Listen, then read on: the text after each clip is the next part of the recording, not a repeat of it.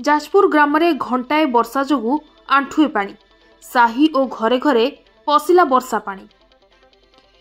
गजपति जिला तथा जिलार विभिन्न अंचल रे वर्षा होइतिबा बेले आज बुधवार संध्या 7टा बेले वर्षा हेबा जोगु पारलाखेमुंडी निकट जाजपुर ग्राम रे वर्षा पानी घरे घरे पशिथिबा देखिबाकु मिलिछि।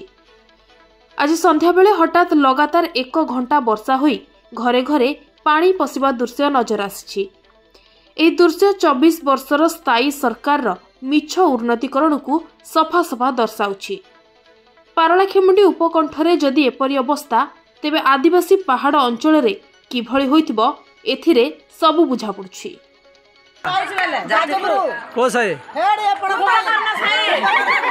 कौन है जे कौन असुविधा है जे एडी गारे माडला झगड़ा लागु तू केतिके आउछ गायर सब गंध घरे रही होनी सरपंच किछ काम करने के